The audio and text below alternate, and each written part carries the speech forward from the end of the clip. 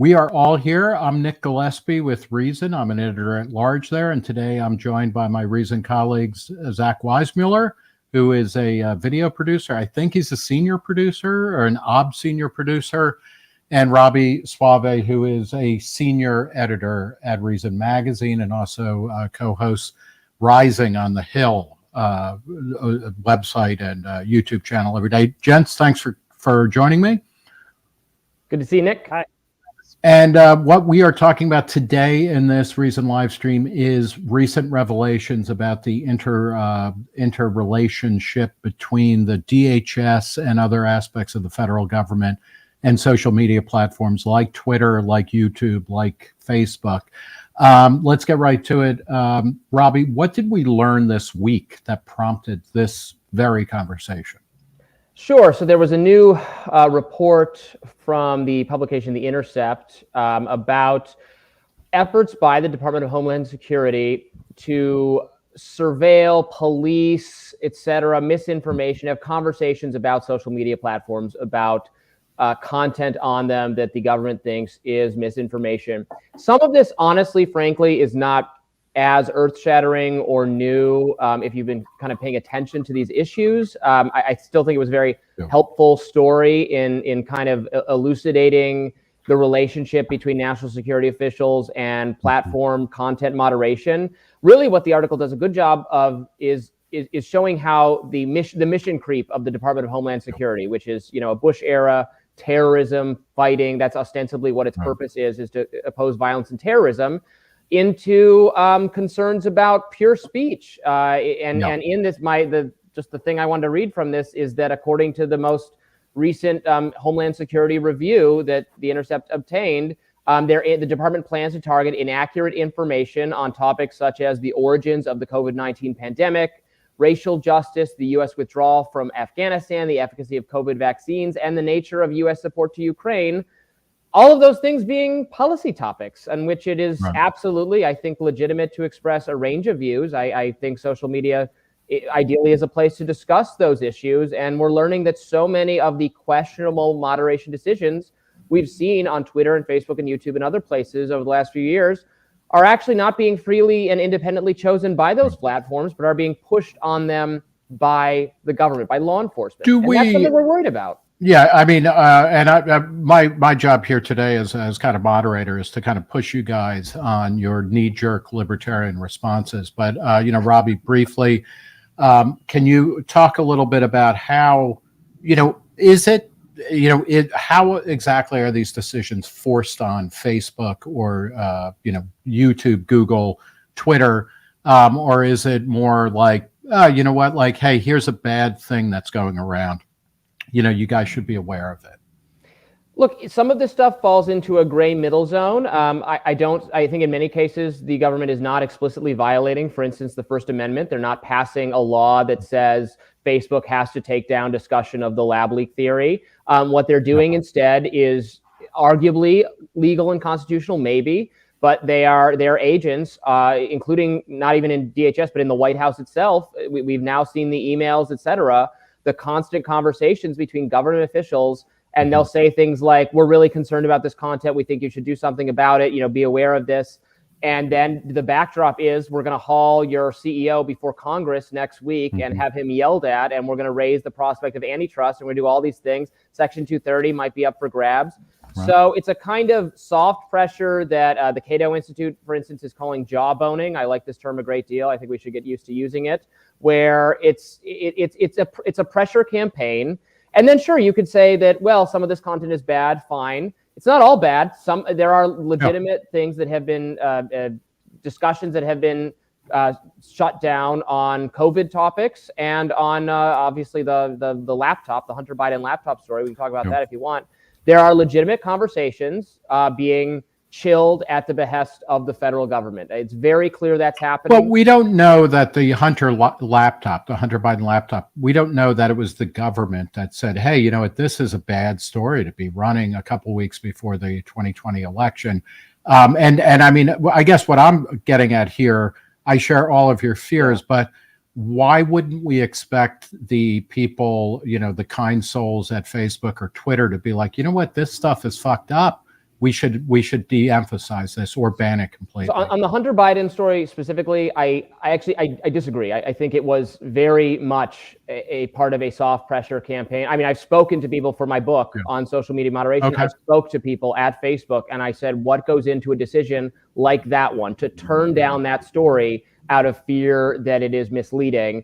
And they said they rely on cues from the mainstream media and from law enforcement. So the fact that and some of that is just the mainstream media, but the fact that 50 or however many top law enforcement, FBI, NSA, former and current people sign a letter and say this has all the hallmarks of a Russian disinformation campaign, and they've already been in conversation with Facebook saying you got to really look out for Russian disinformation some of the campaigns. people at Facebook worked at DHS and vice versa. There's a revolving door. I guess, of course, Facebook, and we saw this, and we'll get to this in a second, Mark Zuckerberg was kind of suggesting that, oh, well, the FBI told them, a couple days before, or, a couple weeks before the election, now there's weird stuff coming, be on the lookout for it. Of course, Facebook isn't going to take responsibility for, tamping down on that story. I mean, but aren't these companies run by people who hate everything that the Hunter Biden laptop story and the New York Post stand for? So, I mean, it's, I guess what I'm asking is, like, how do we parse out, and maybe it doesn't matter, the blame shifting that goes on here? Well, certainly there's blame shifting going on, but my suspicion, my hunch, I really do think this, that if you didn't have as much bad direction from the DHS, CDC, FBI agents, you would not have had as much bad moderation of those subjects on social media. Okay. And I think we will agree that the Hunter Biden laptop story being spiked at Twitter, where you could not even reference it or link to it or anything, that's the most egregious example of kind of social media deplatforming, and then it was also its reach was heavily reduced at Facebook. But that's not the only thing we're talking about. In a lot of ways, that maybe we might talk about that too much, because it's this everyday kind of throttling of content that is probably in the end more influential. Yeah, and also, I mean, it's very clear that, for instance, Alex Berenson, who is someone I strongly disagree with on a lot of COVID-related topics, but he was specifically singled out, and you can see the emails, the documentation, singled out by the White House, saying things like, "Why is this guy still allowed on the platforms?" For again, many of his statements about vaccines I think are totally wrong, but one of the things they made him get taken down for was saying that, like, the vaccines are not going to work to stop the spread of COVID, which now you're allowed to say, because now everyone can concede that while they're still preventing severe infection and death, they're a great idea, particularly if you're in an at-risk category. Don't mistake me, I'm not saying anything of that nature, but I think he should have been allowed to say what he was saying. And Twitter did not it wasn't of their own volition. They were jawboned into doing it. If you look at the documentation. All right. Yeah. Well, let's go to Zach. I guess, Zach, where do you stand on this jawboning issue? Is it, you have, back in 2018, you wrote a piece about kind of the unholy alliance between government pressure and social media platforms, and they're seemingly self-generated actions and things like that. But where are you on, kind of jawboning? Because why, is that a bad thing? The government does not have any statutory control over Facebook, Twitter, social media, in the way that the FCC does have statutory authority to regulate content on broadcast, network, broadcast radio and TV. Why should we care? I mean, of course the government is going to do this. The real issue is how weak the social media companies are when it comes to free speech and heterodox thought. Yeah, my interest in this really intensified around 2017, 2018, when a lot of the discussion about what social media should be started to shift very dramatically. Basically, after Trump won the election, there was all this talk of Russian disinformation, and suddenly the founders and the CEOs of the social media companies who had previously talked a pretty good game about we want this to be a fairly free marketplace of ideas. That entire notion of, you know, kind of like what the early internet was started to be challenged. And I think Robby's right to really frame this in terms of mission creep. And that's one thing that I thought the Intercept article did a really good job with, was they took this back to back when DHS partnered with Twitter and other social media companies to deplatform ISIS. And so that's like an example of like, okay, we can all kind of agree that ISIS being on American social media is a bad thing, but this is like exactly how classic mission creep works. It's like you start with the terrorists, then usually it's like some sort of, you know, illegal immigrants or very unpopular domestic groups, and then it just continually expands to more and more categories. And I think that's what we're seeing now. And what really grabbed my interest about this particular this particular branch of DHS that we're talking about was earlier this year, they put out this memo about mis, dis, and malinformation. And there's one item on there, which I've highlighted here, that caught my attention, that said DHS is working with public and private sector platforms, as well as foreign counterparts, to identify and evaluate MDM, including false or misleading narratives and conspiracy theories spread on social media. Yeah. And so I've been very curious about what is the nature of that collaboration, because the Intercept article is, you know, it sheds some light on that, but I think there's still more to be found, and hopefully more documents will be forthcoming. But it's hard to answer some of these questions about, you know, how far over the line is the government stepping, because what we do know is so much of this has happened through kind of back channels. And that is kind of the fundamental root of my problem here, is the lack of transparency. And the way that this jawboning kind of inherently works is it's meant to skirt all these legal issues and kind of push aside any like robust public debate about it. And I'm hoping that maybe this moment will be the beginning of that much needed conversation. And we'll talk a little bit in a bit about Elon Musk coming in at Twitter, because that has revived a lot of, you know, some optimism and a lot of the worst elements of the way the media as well as government officials talk about this kind of stuff. Zach, why don't you run the clips that we have, or the clip we have of Jen Psaki, who the late lamented, I mean, she's still alive, but she's no longer on TV every day, so she might as well be dead, right, Robby? But Jen Psaki talking from, is this from 2021 or is it from earlier this year? Summer 2021, July 2021. Go to this question of okay, what's the exact relationship like? And I'll mention to you guys, I think this was before you were at Reason. It might have been before you were born, but Salon magazine or Salon website years ago did they had this great expose about how the parts of the federal government, it was the drug czar's office, was working its way into writers' rooms on TV shows, sitcoms and dramas to, you know, let's have some storylines about how fucking awful drugs are, you know, in, you know, Doogie Howser, MD, and, you know, Hill Street Blues and things like that, and shows of that nature. And one of the things that blew people's minds was the fact that this was happening, but even more than that, that it was hidden. So to your point, Zach, that I think we all know, of course, the government is going to do this, and all sorts of kind of, you know, soft power is going to be pushed.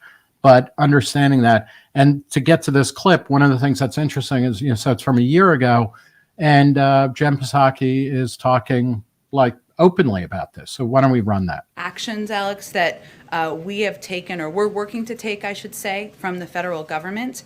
We've increased disinformation research and tracking within the Surgeon General's office. We're flagging problematic posts for Facebook that spread disinformation. I would say first, it shouldn't come as any surprise that we're in regular touch with social media platforms, just like we're in regular touch with all of you and your media outlets about areas where we have concern. information that might be useful, information that may or may not be interesting to your viewers. You all make decisions just like the social media platforms make decisions, even though they're a private sector company and different, but just as an example. So we are regularly making sure social media platforms are aware of the latest narratives dangerous to public health that we and many other Americans are seeing across all of social and traditional media. And we work to engage with them to better understand the enforcement of social media platform policies. All right. Yeah. So in a way, the Intercept story doesn't really advance that understanding. It gives us a few more details, but it's good to be reminded of this, right? Yeah. And this is like the kind of, I don't know if you call it plausible deniability, or just like the fine line that they're walking here. Is they're always all the documentation that's come forward so far, they've been very careful to, put little disclaimers at the bottom of the emails saying like, we are not requiring that you do this, or these are just, strong suggestions. But part of the problem for me is that is backed by an underlying threat that is hanging over the heads of the tech companies, and that both parties are responsible for hanging over their heads, namely the threat to revoke Section 230 protections. And just to remind everyone, that is the liability protection that kind of makes Facebook and Twitter possible, where just because some person posts something crazy on their network, they are not held responsible for that. And there's kind of a long paper trail of politicians of both parties saying, you better kind of like march to the tune we're playing, or we could always yank this, And so that is why this entire situation makes me very uncomfortable. And hopefully we can talk about some potential solutions to that that would be amenable to libertarians. Let's dilate a little bit on the Section 230 question, but then, and also we can talk about the lawsuit that has also helped to push the Intercept article that was launched by Missouri Attorney General and Senate candidate Matt Schmidt, who is, effectively an ambulance chaser. He's introduced something like 25 lawsuits against the Biden administration in 20 months of Bidenism and whatnot. But Robby, is it really right to say, oh, well, because politicians talk about getting rid of Section 230, which is a law, or changing a law, that should they not ever talk about what happens on social media? I mean, that seems ridiculous to me. And again, I'm trying to steelman the argument here of like, it's a wrong form of government power for people in the Senate or the House to say, like Section 230 should be yanked. Yeah, well, a lot to get into there. I think it would be a mistake to change Section 230 from a pure, I want more speech on the internet. And no one in the like Republican universe or Democratic universe, everyone who's mad about Section 230 wants it revoked. No one has been able to explain how that would help the climate of free speech, because it obviously transparently would not. If you make the platforms more liable for the speech, they're going to restrict more of it. And that's the exact thing Republicans are trying to avoid, they claim. So I don't know. I don't get it. That said, I understand a little bit, so I don't favor changing it for that reason. I do understand. I think the more thoughtful criticism of it is that here's a shield for liability that online platforms are enjoying, that traditional media companies are not enjoying. And so there is a kind of, so anyway, you could argue— Except they do when they're online. When they're in their online component. But you could argue that misinformation is more self-policing or policing via the kind of tort system for Simon & Schuster or The Atlantic for their physical editions, in a way that it's not self-policing on Twitter or on Facebook because they have this greater protection. So I understand that. Honestly, if I were to try to make this consistent, I would be more inclined to just extend the liability protections to all traditional publishers in a, what isn't defamation in some sense an assault on the concept of free speech. I would be more inclined to fix things that way than cause there to be more. Where were you when Alex Jones needed you most? Right. I know. I was probably sitting right in here, but let's just run through a couple of quick questions. We're trying to involve the audience as much as possible, and I want to thank Chuck E. Cheese, the wonderful children's pizza and beer. I was going to say wonderful children's pizza and beer restaurant. The beer is obviously for the parents. He says, I think the only question was how much and how direct was the control of the platforms. Benjamin Dover says Jack Dorsey has a new project called Blue Sky. That may be the way forward. And Mats Björ, which I feel like is a Dick Hertz in a Nordic language that I'm not getting. Most governments in the world, and especially in the Western world, are actively reviewing how to regulate the toxicity of disinformation and misinformation on social media. This is a global problem. Zach, why don't we start with that, with Chuck E. Cheese's inquiry of the question is how much and how direct. Do you have a sense of that, or is this, and how much does that kind of worry you when we're talking about this sort of topic? Yeah, I mean, that is the crux of the issue is it's still in that gray area that we're trying to grapple with. I mean, one thing that I think of sometimes when I'm thinking about this is I did a video in LA about a burger joint that was being threatened because in LA, they just declare that your business is a nuisance if it attracts, riffraff or something. And basically the police are like, well, if you pay to install the security system and stream all the footage to our headquarters, then maybe we won't hit you with this nuisance abatement charge and shut down your business. This is kind of like a similar dynamic, I feel, where what they're doing may be technically legal, and I'm sure they have teams of attorneys that are tiptoeing up to the line to make sure they don't violate the First Amendment. But so far, I don't think that the Intercept story has really shown anything that's quite stepped over that line. I mean, one of the most disturbing details to me there was like this, that Facebook set up a special content removal portal. So this is just for government agents to log in, flag things that they think should be removed, and then Facebook decides what to do from there. It's just kind of creating that special relationship. Everyone has the opportunity to flag things that they think are bad or misinformation or abusive or whatever. But just setting up that system, setting up the closed circuit surveillance system that goes directly to police headquarters, and then partnering in this way to police speech in a way that we saw went, I think, terribly awry in several respects over the past couple of years. We need to question that relationship, how that relationship came to be, and what, if anything, can be done to restrain law enforcement or even roll back the scope that some of these agencies have to even weigh in on these questions. What's your best example, Zach, of an instance where government jawboning or kind of strong arming, or DHS in particular, really shut down conversation that should have been happening? Well, I do think that the Hunter Biden laptop is the kind of strongest example, but right. There's also the most obvious, right? Because we all knew about that. So, yeah.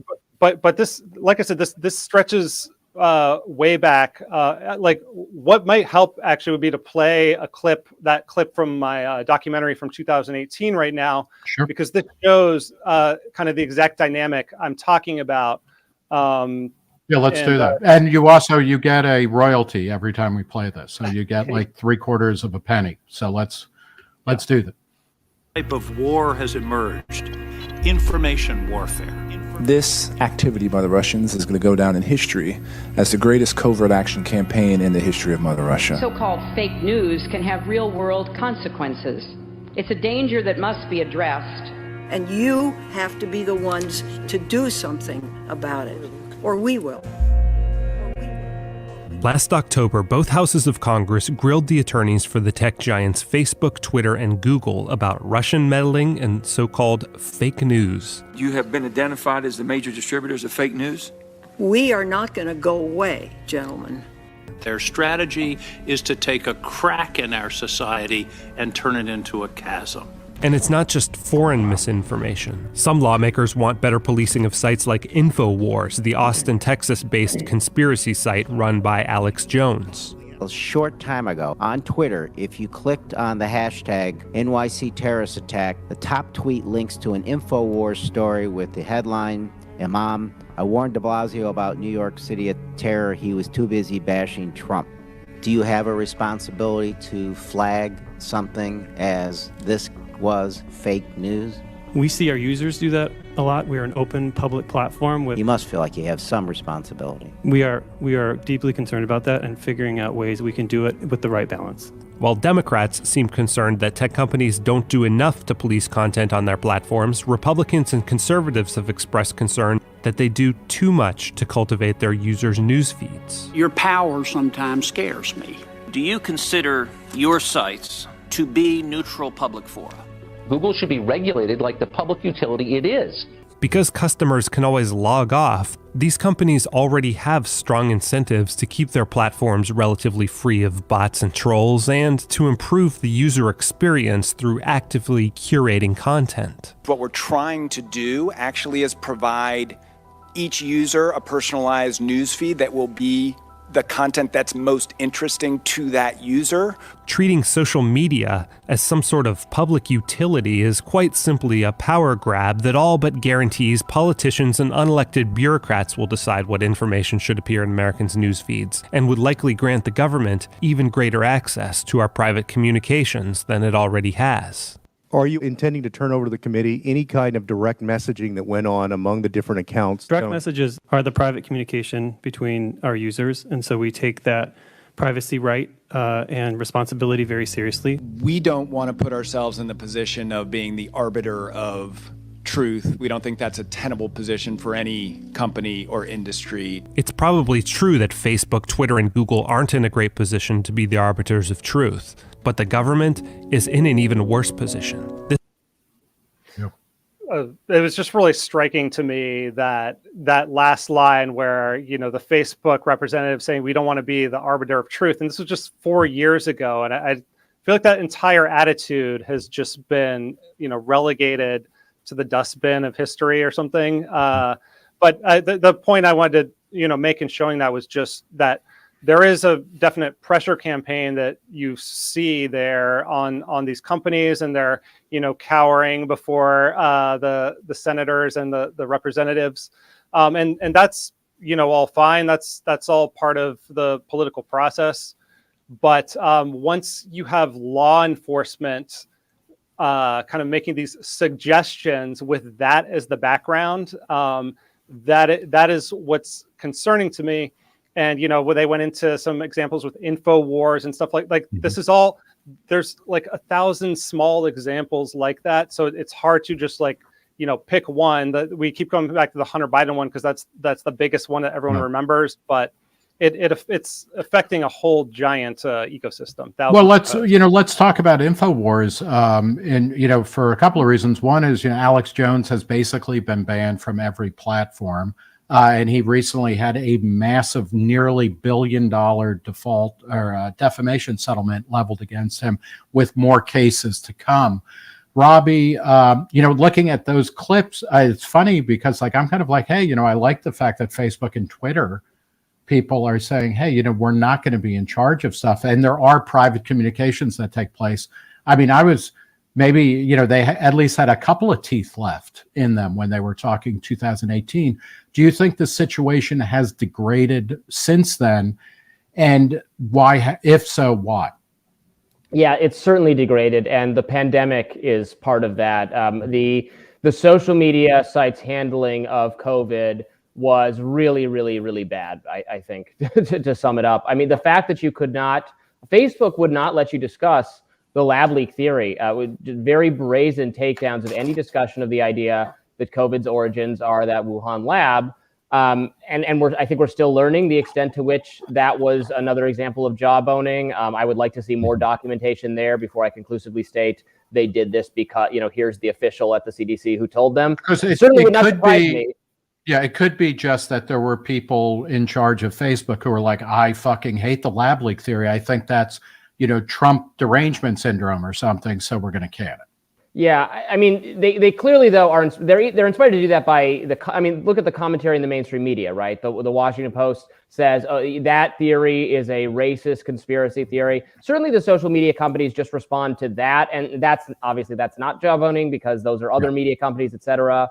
That can manufacture consensus in a bad way, but is not really a government category. But it would shock me if we never find an email from the CDC or whoever saying like, hey, we're really concerned about the level of lab leak discourse on this platform. I bet we'll see that eventually. And to be clear, that is a really egregious example of a bad content moderation call. Now you are free to talk about it because there is now enough circumstantial evidence to conclude that it is as likely an origin for the pandemic. I personally think it is the more likely origin. We'll still be learning for years, but that was bad. And then so many other COVID topics, right? And I understand that we wanted to feel the certainty for vaccines and for other things. I do think the vaccines do a lot. We have a lot of evidence for their efficacy in terms of severe disease and death, but on vaccines and masks, when claims didn't, then they got eventually, finally, even mainstream health people like Leanna Wen and like Rochelle Walensky, are now saying things about these efforts that you were not allowed to say on social media a year ago. And part of that is a changing scientific consensus. But then it's like, well, if the scientific consensus doesn't know yet, you get to cut off the discussion here. And again, these are private platforms. Yes, they can do that. But what was the government telling them? And what we've been able to see so far is it's just and it's so far outside of the law enforcement or national security justification. That's the really scary thing. Like, this is not ship movements during World War II, right? Or troop movements or something. This is, Zach, let's talk about the lawsuit that the Missouri AG has launched, and talk a little bit about some of his, co-plaintiffs. And Robby, this is like, I'm sure you're on top of this too, but like what's amazing is the collection of people who are involved in this suit, and they all are, they all hate Section 230. 230 is part of the thing that has to go based on this Missouri lawsuit. But Zach, why don't you talk a little bit about that? Sure. So, this is just the opening page of the lawsuit. You can see some of the parties listed: the state of Missouri, state of Louisiana, Dr. Bhattacharya, who we've interviewed before, and who was the subject of a kind of one of these behind the scenes campaigns where like people like Francis Collins were saying anyone affiliated with the Great Barrington Declaration, they were sending, out to media sources saying we need, or they're kind of just privately talking, saying we need to kind of discredit this on a massive scale. That is not really exactly what I'm talking about, but I assume, I mean, they're but it's not good. Yeah, but their attachment to the suit is really, I think they're claiming that, their posts were deranked as part of like a sustained effort. We'll have remind us who Jim Hoft is, though. What great patriot and galaxy brain is Jim Hoft? Yeah, I mean, I'm not that familiar with the Gateway Pundit. I just know him as a kind of like right-wing blog that is very Trump-friendly and, puts out... And is always wrong. And I'm speaking figuratively here, but he is almost always wrong. And he just puts out kind of horse shit, Right. So these are the people. What are they hoping to do with this lawsuit? Yeah, and so they're going up against Biden, the press secretary, the Surgeon General, the Department of Health and Human Services head, and they're claiming here that the social media and government, or that the government is engaged in a First Amendment violation because the government cannot accomplish through threats of adverse government action what the Constitution prohibits it from doing directly. So they're taking things, kind of a step further than what we're saying here. They claim to believe that, or that they believe that this is actually stepping over the line that this constitutes coercion and censorship. They mention Section 230, which they are clearly against for some reason, but also they think that what I was talking about earlier, the idea of taking Section 230 is the threat that the government is using to pressure the tech companies, which I agree with. But I think that the answer to that is probably to protect and fortify Section 230, expand its protections, like Robby was saying, not to gut it. Right. And then they have a kind of a list of different threats that politicians have made here about revoking Section 230, which we kind of saw some of that in the clip that I played earlier. So that's the substance of the lawsuit. What do we make of the fact that, both Republicans and Democrats, conservatives and liberals, libertarians and progressives, we see all coming together to say, Section 230 is problematic? Is that a sign that regulation is coming? Is it a sign that these once great giants of post-industrial America, Facebook, Twitter, et cetera, are now kind of useless, and then they're open to being regulated? I mean, that was one of the big things in 2018, was to see people like Mark Zuckerberg say, "Hey, it's a good idea for us to be regulated, and we'll help you write the regulation." Robby, what do we take from they said this that influence? With full knowledge that it would hurt Twitter more than it would hurt Facebook, because Twitter is a smaller, more upstart company that can't necessarily afford the level of moderation that would be required if you got rid of Section 230, which tells you, the kind of cronyist impulses here. I guess like Zach, totally disagree with the Section 230 element of this lawsuit. I don't mind as much, given that the lawsuit is directed at government officials. And this is the direction I want to move the conversation. Far too many conservatives and Republicans have directed their fire at social media companies for bad moderation decisions. We are learning, for various reasons, that a lot of this is being done at the behest of the government in some way or another. Let's direct our fire at the government. When Facebook takes, Twitter kicks someone off for COVID misinformation, instead of saying, boo-hoo, Twitter censorship, we should do something to hurt Twitter, which would just be like shooting ourselves in the foot, because overall social media is good for spreading provocative and contrarian and libertarian views. Let's not do that. Instead, can we do something to stop the CDC from doing that? The thing we have control over, technically in a democracy, and we have some ostensible control, right, over the federal agencies and the people who staff them. So let's sue them if there's something to sue them over, or come up with some, or vote them out, replace them, support candidates who want to put a muzzle on Dr. Fauci's enforcers or something. I am far more in favor of that. The social media companies are the victims to some extent, and conservatives have really abdicated their role as defenders of free marketplaces or of limited government, right? They've obviously abdicated their defenses of everything. Would it be helpful if we as libertarians stopped talking about the government as if the CDC, the FCC, the DHS, and the Senate and the House of Representatives are all the same thing? Because in fact, does it matter if it's DHS or the CDC or executive branch agencies that are pushing things versus legislators? Yeah, well, it does matter. We'll go. Well, and also it matters from, again, DHS. If DHS is using that extra Facebook link to that portal to flag, right, here is ISIS, here is a militia group here. Look, I think there's a legitimate, if government's only purpose is legitimately deterring violence, national security, et cetera, I don't have a problem with them doing that if it's narrowly on actually flagging and taking down organized violence. Sure, fine. That's DHS's role. But with the CDC, they absolutely should not have the authority to dictate to social media companies what you're allowed to say about COVID mitigation efforts. They've gone so far. It's really the COVID stuff, for me at least, that they have gone so far overboard with that I'm very wary, and it's been wrong so many times. So if you want to start, pulling things apart, That's where we should really focus a lot of our outrage, in my view. Zach, what do you think about that generally? And then also these topics or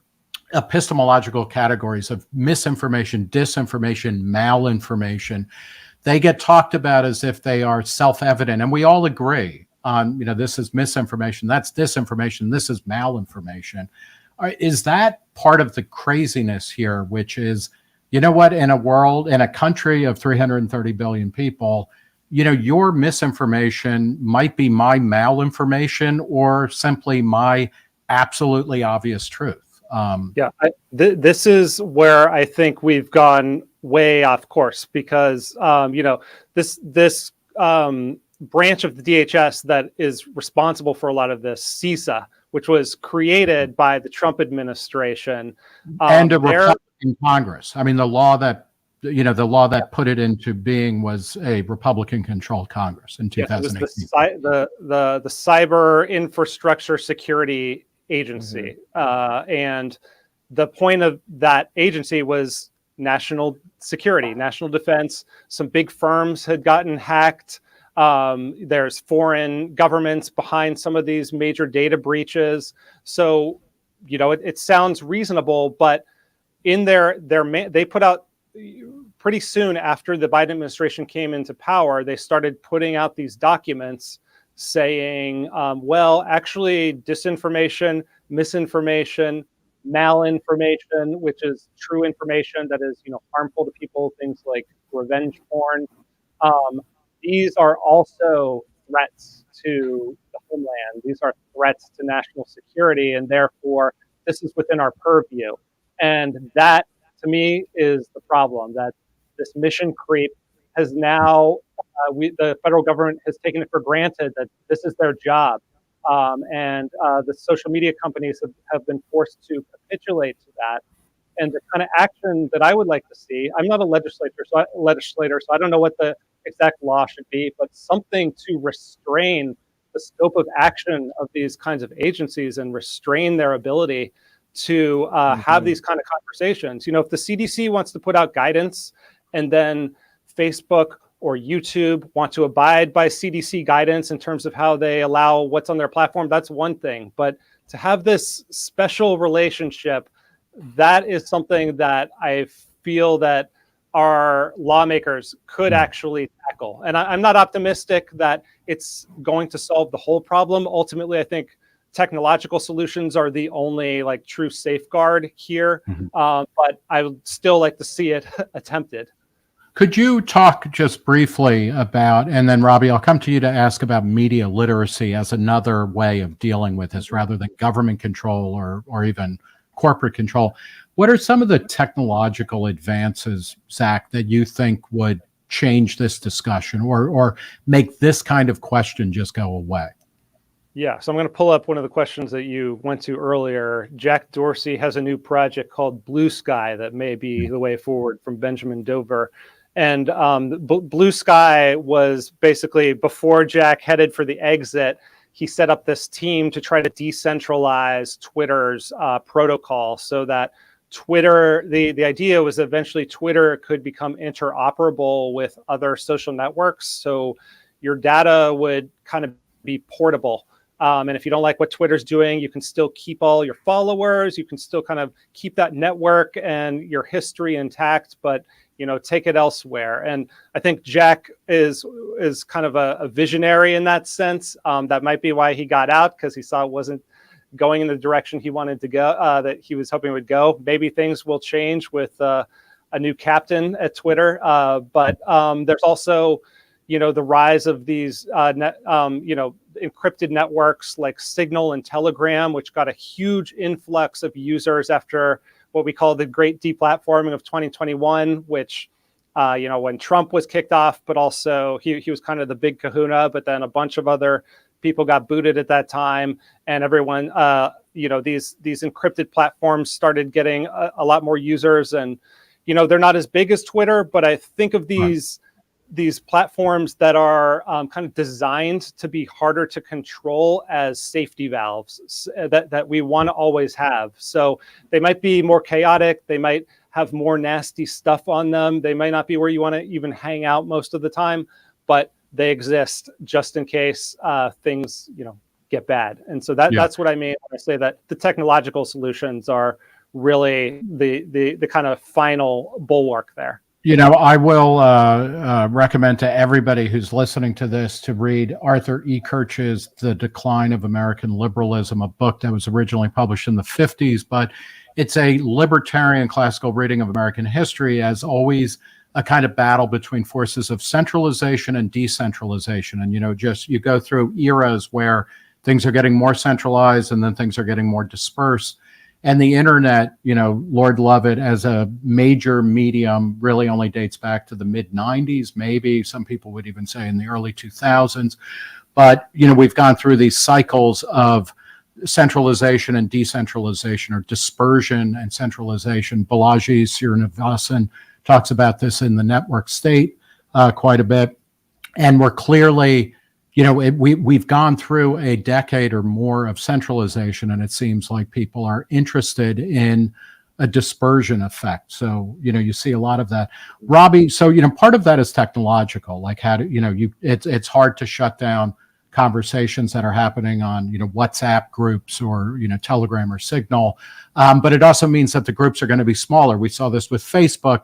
Facebook groups, which were kind of private, can be, just destroyed overnight if Facebook chooses to. That's a technological issue, and I think most libertarians would be like, yeah, we want to have lots of different solar systems out there that you can travel among and between. Some of them are going to be bigger and more centralized, some are not. But let's talk about media literacy as a function here of would it be better if we were, while we're looking at legal things to say the government can't do these certain types of things, and we're looking at technological fixes, Dorsey's been talking about blue sky for a number of years now. Let's finally see it, okay? But then this question of the end user, you, me, Zach, everybody else, how do we need to change how we consume and produce media, whether it's on a social media platform or the internet, so that we stop having this horrible, stupid conversation about what is and is not allowable speech? Well, I mean, the media, the mainstream media's sort of obsession with misinformation and disinformation has given me a lot of pause about enforcement or fact checking or the whole concept, because I cannot notice everyone who purports to have some expertise in this and is a misinformation beat reporter for, let's say, the Washington Post or the New York Times or someone else. They seem no more likely to. They seem just as likely as anyone else to fall for misinformation. I mean, this was the whole criticism of Nina Jankowicz, the person who was briefly put in charge of this Homeland Security Disinformation Board. And, she was one of those voices saying the Hunter Biden laptop is Russian disinformation. And so, with no later confession that, oops, I really got that very important story wrong. So a whole host of people in the government, but, including like the FBI and whatnot, but also in the media, who were like, no, there's no question that Putin was calling the shots for Trump. Right. The whole Russiagate story or narrative, whatever you want to call it, is just bullshit in the way that it's presented as absolute unimpeachable fact. Right. It was a bunch of Facebook groups and that a small fraction of users saw it. The way they talk about the Russian what happened in 2016 it's as if Russia was had hacked the voting machines and changed the outcome. But back to Jankowicz. So that was, I think, a legitimate criticism of her, that she's not even-handed. She had gotten this really important story wrong. And then, everybody gets very upset about it, and they shut it down. And then that what you just put up on screen, that was my response to the Washington Post article, lamenting how unfairly this woman's life had been ruined, her dreams shattered. Oh no! And the Washington Post write-up, done by again someone who's an expert in the tech space, purportedly an expert in the tech space and the misinformation space. That article did not once mention the chief criticism of Nina Jankowicz, which was that her judgment is suspect because she screwed up on a couple subjects, most notably Hunter Biden. There are so many examples of with the guardians, the people who want to keep you safe from misinformation, have this totally paranoid and conspiratorial view of it, like it's a virus you're in danger of catching unless they stamp it out. and actually they overlap substantially with like the most pro-lockdown, where long COVID is disabling all of us. This is the Mandarin class, right? The people who are educated and know well and are anointed by whatever. They get it wrong all the time.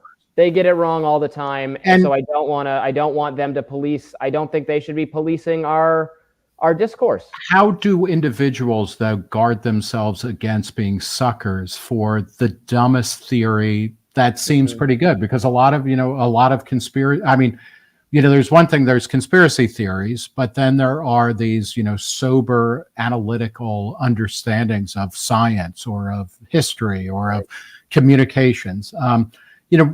How do we force the fact-checking mechanism down to the individual user in a more effective way so that they stop saying, you have to believe what I believe, otherwise, you have to be silenced? I wish more people would subscribe to Reason Magazine, but only 1997 for 11 issues, or the online version, and then it's a little bit more. You can have both. But I think people should back to 1968. Should get used. I think it's useful to consume many different media. I mean, there's studies showing, that when people, because there's the topic selection and topic bias, like if you're only watching Fox or you're only watching CNN, it's not. So if you're only watching CNN and then you start watching Fox, I think you're not likely to change your mind on very many things, but you're going to be aware of topics, of stories, of things other people care about that you had no idea, because you might have no idea that crime in Philadelphia is out of freaking control right now if you were only watching MSNBC. You might think, drag queens are sexually assaulting every child on earth if you're only watching Fox. You like it's helpful to get your news from a variety of sources. I mean, I got really testy with a lot of this right-wing conspiracy about the Paul Pelosi story. It was totally based in nonsense. This is an elderly man who was the victim of a really terrifying home invasion. Got hit in the head with by a mentally homeless person. And conservatives are, I think, not wrongly concerned about the mental illness in our streets. And so I live in a city that has been clearly affected by mentally ill people and homelessness. And conservatives are very worried about this and are, I think, maybe rightly impugning, not always, but sometimes, some Democratic policy choices on this. And then they're going to turn around. We have a clear example of it, and they turn around and pretend. First, there's no information. Now there is information, absolutely confirming that a crazy homeless person came in and attacked this man. And there you have Donald Trump and Donald Trump Jr. and other right-wing figures, putting out utterly unfounded, funny to them ideas about it. It's despicable and irresponsible. And that if you are only getting your news from one ideological source or another, you're going to fall prey to more of these things. Zach, we also saw the new owner of Twitter, Elon Musk, and it's been almost a week, so we know exactly how all of this is going to play out. And Twitter went from being a shining city on the hill, on the cyber hill, to being an absolute hellscape that we've never seen the likes of before. Yeah. He shared the story that first put into play from the it's a website based in Santa Monica, California. Paul Pelosi, this was a homosexual pickup gone wrong. Do you think Elon Musk's Twitter is this more of the same kind of just fucking annoying story, or is this maybe the beginning of a new day that for social media, where big social media companies are going to be like, fuck you, we are actually going to be staging free speech rather than I'll say I'm cautiously hopeful that might be the case. And, the fact that Elon Musk shared this kind of bullshit story and then it got wide circulation in part because of that, it's kind of an example of how this stuff can just work itself out in a way. Like, yes, there's always going to be the echo chambers where people aren't going to ever let go of that narrative, but it's like, okay, that rumor swirled for a while, and now most level-headed people realize what actually happened. And we can get back to talking about all the vote mules that Dinesh D'Souza brought to our attention a couple months ago. 2,000 and counting. Yeah, it's kind of embarrassing for Elon Musk, but he can embarrass himself on his own platform now. That's kind of great too. And it's like being in his living room in his $50,000 prefab house in the Texas desert. It's so nice. So it's intimate. I think it's gonna be a real test, because I think he does seem to want to take a much more laissez-faire approach. At least that's what he says he wants to do. We'll see how the implementation goes, and that's what we want as a remedy to all these problems: is more competition, different approaches. But the more that the government is able to jawbone these companies, the less we're going to be able to see that kind of competition play out. You know, the media literacy problem is a tough one. We're all coping with, you know, digital media and trying to figure out how to deal with the information overload. And it's just going to be a process. And government, by trying to like gatekeep that too aggressively, I think is only going to slow that process down and really undermine it from happening in a real way. Because once you start aggressively reining in what can be talked about, then even the kind of craziest theories get this like forbidden aura attached to them, as opposed to the Paul Pelosi story, which most of us just look at as this like goofy thing that was my out there. presumption is kind of now that you know, that anything I see, and particularly video or audio, that confirms what I want in my darkest heart of heart to be true, anything that confirms that, I assume it's a deep fake. And you know, I mean, we're in an age now where I think you should be skeptical of everything. And the question then is, how do you remain skeptical in a positive, optimistic way without becoming a nihilist, you know, and just becoming totally cynical about everything? Robby, our social media maven, Best Buyers, has asked a question that I think is worth kind of thinking about. She asks, is it possible for tech companies to ever regain public trust after working with the government to suppress COVID, Hunter's laptop, et cetera? And there's a lot packed in there. But, you know, it's going to be hard for the government to win, certainly to win over libertarians, right? I mean, because, you know, that's oil and water. But what are the ways that, you know, what should Elon Musk do? What should Mark Zuckerberg, you know, other than like leaving Facebook behind and, you know, going into a virtual world where, you know, you don't have legs yet, but they're coming.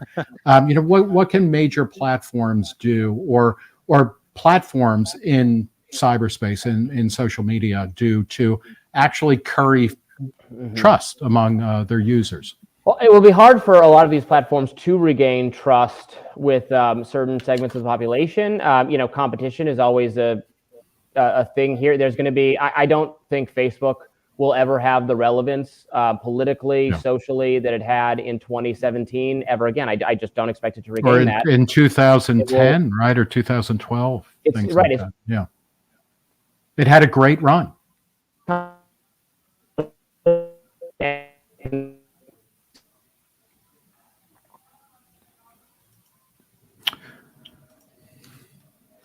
Do we lose Robby there? Yeah, I for a think second? Robby may be out.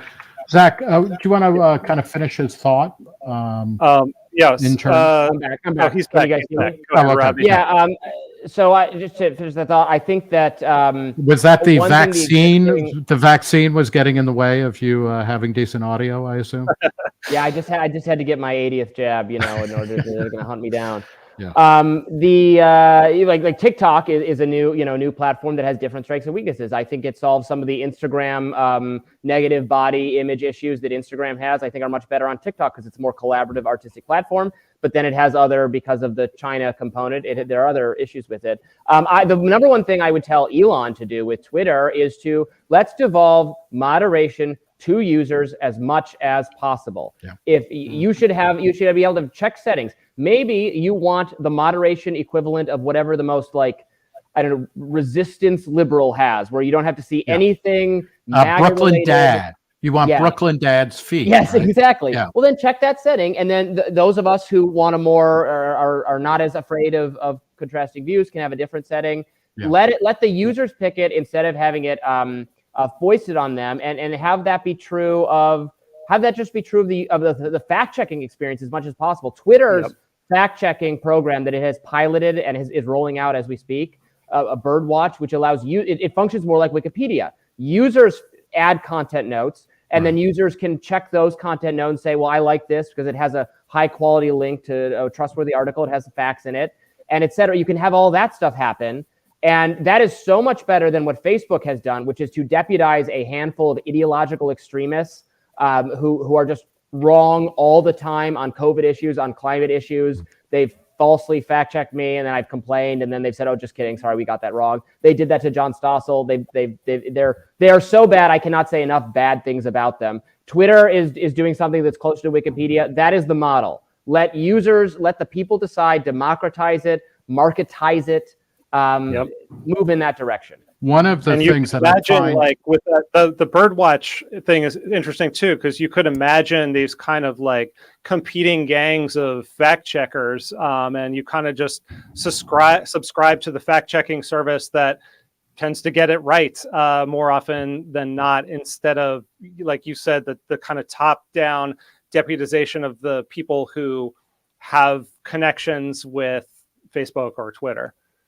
What kind of amazes me, and Zach, maybe you can speak to this, is the idea that, social media companies, we've talked about this a little bit, they are taking cues from not only the government, and that, like, okay, well, the government, when the government comes in and they lean over your desk, they make sure you see the gun that's in their waistband. Mm-hmm. So that's one thing.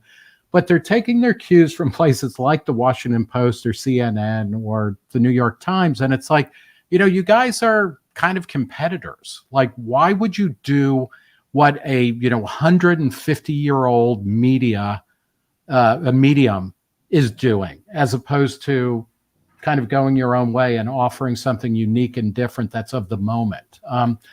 Do you think, is there a kind of ideological capture or kind of like commercial capture of new media now that it's been around for 10 or 15 years?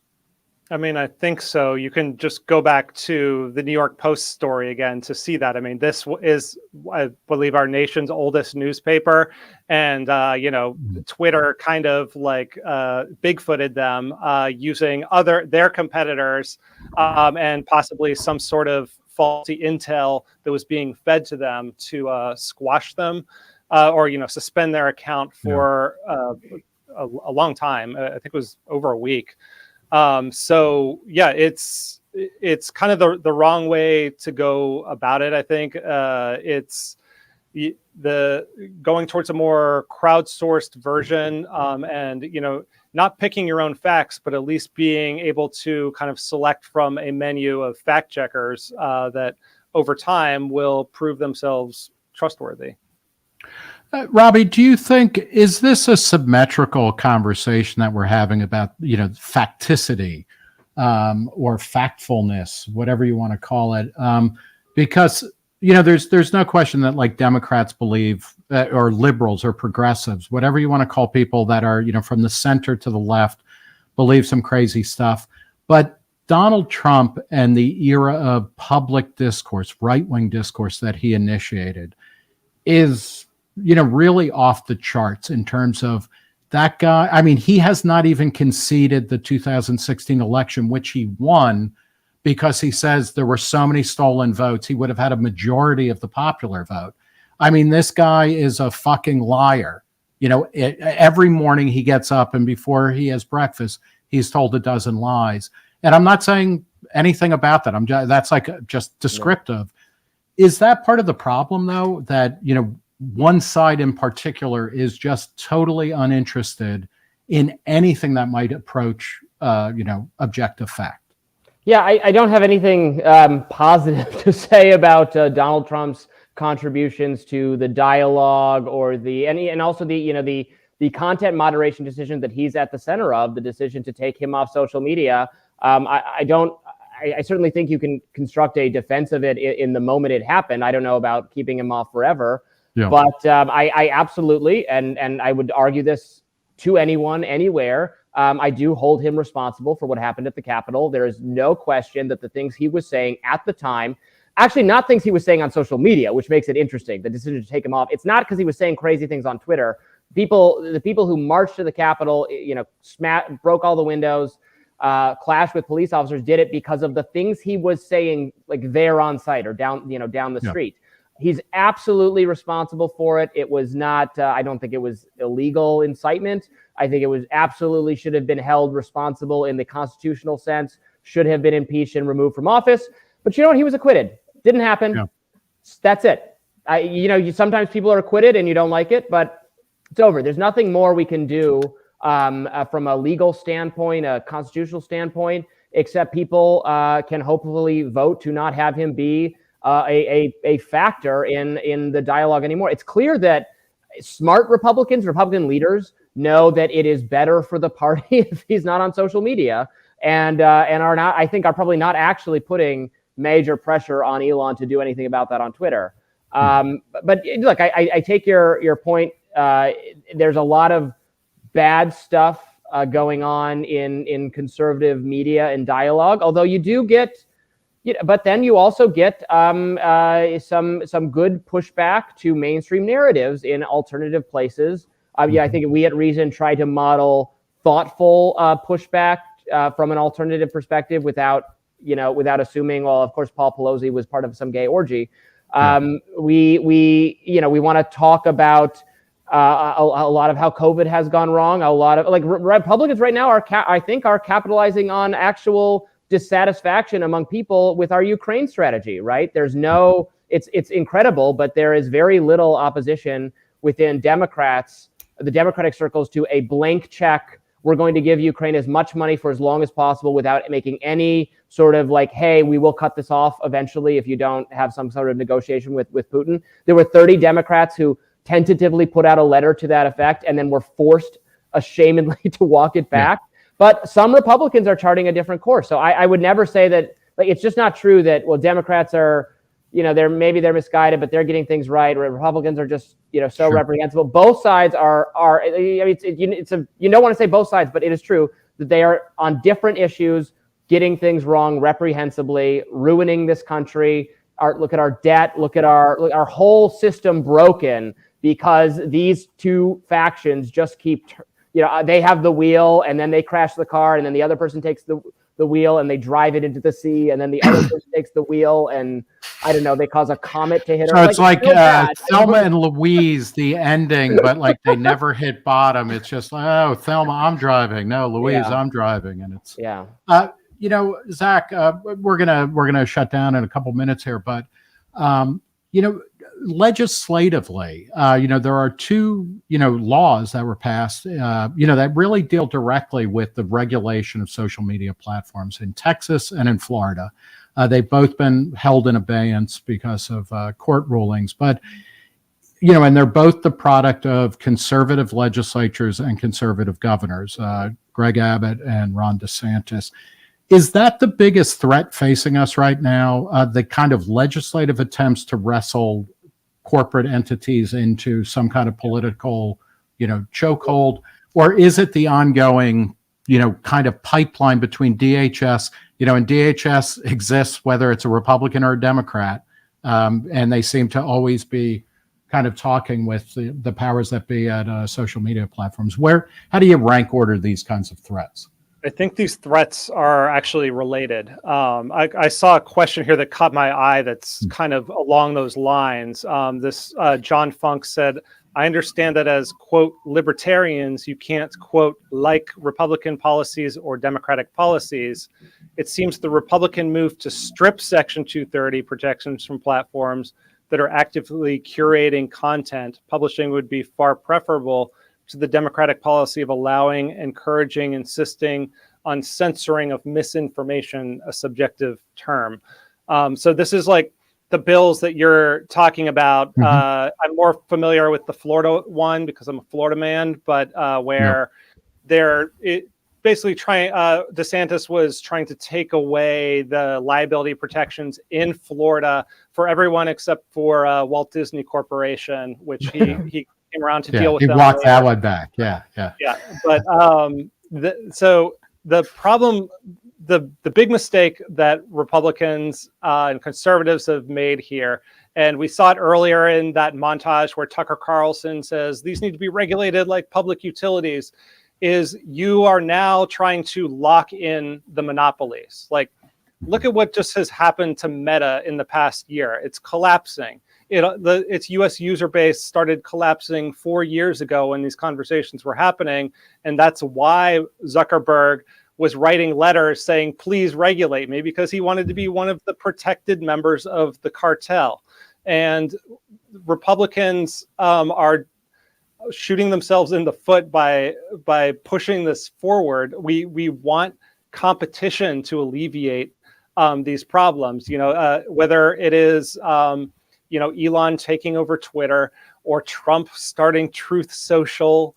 These things exist, and you can support them or not support them, but they're not going to exist if you get rid of something like Section 230, because then Truth Social, with all the bullshit I'm sure is floating around there, will get sued out of existence immediately. So if you want your kind of crazy, unhinged social media site, which I agree should exist, you don't want to go down this path. And that is where I think that conservatives, and especially kind of this populist wing, has totally misrepresented what has actually been happening with social media. Yes. And has just been offering terrible policy prescriptions that would hurt all of us. But and to be Robby, why don't you, Robby, take us home? Okay, sure. You'll get the last word here. Just to be clear, like that question, the person who asked that question, that framing is just not correct, because it's not just the Republican proposal to do that. Democrats support that. Democrats want to strip Section 230. Elizabeth Warren supports doing that. Yep. Bernie Sanders supports doing that. Joe Biden did. Joe Biden supports doing that.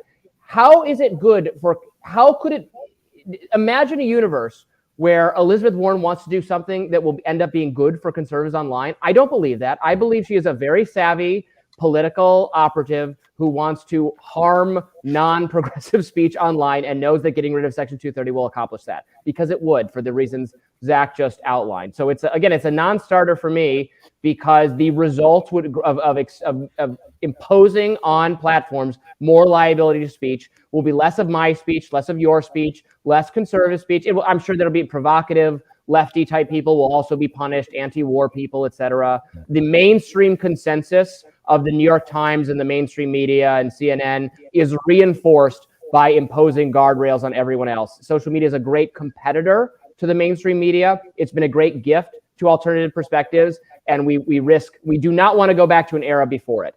Let's talk about how to improve it. Let's talk about other opportunities, but destroying it is a gift to the New York Times. And it's based in a fantasy. It's a fantasy, because their fantasy is that we just need to get Republicans in power, I guess forever, use Section 230 to force the social media platforms to apply the First Amendment to make their platforms neutral or something like that.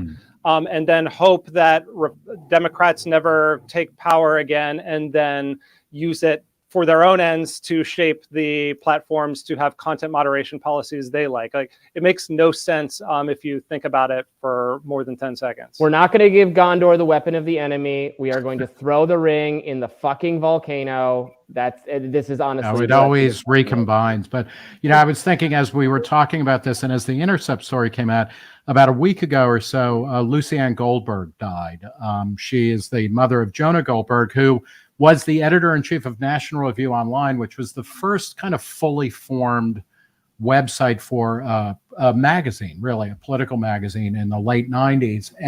But Lucianne Goldberg was central to destroying old gatekeeper news stuff in the 90s, having to do with the Monica Lewinsky scandal, and also founded Lucianne.com in the late 90s, which was this interesting kind of user-based thing. It was social media before there was social media. Obviously, this is the COVID police coming to get me at my apartment.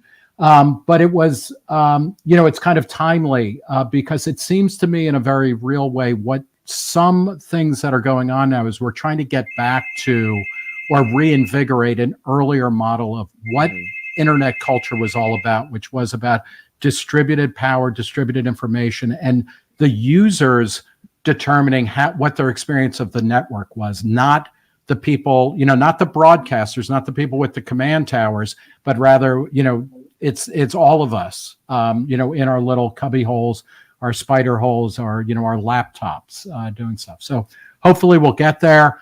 Robby Soave, thank you so much. Where is the best place to watch Rising every morning that you It's host? on YouTube. You can head over to the Hill's YouTube channel. It's there. And yeah, check it out. Thank you. And Zach, my co-host on Reason live streams, what do you have coming out soon at Reason TV? I just put out some misinformation this morning about the lab leak theory. It's an interview with a health reporter who sketches out the timeline, that early timeline, kind of what Anthony Fauci and his little team of public health officials were saying amongst themselves, and how that contrasts to the message that they were broadcasting to the public. All right. Well, we'll look for that. That's all at Reason.com. Follow all of us at Reason.com. Go to Reason's YouTube channel, our Facebook feed, our Twitter feed, our Instagram feed, and our TikTok, which is becoming more and more electrifying with every day. So thank you all for participating and watching the Reason live stream. Thanks, Nick. Thank you.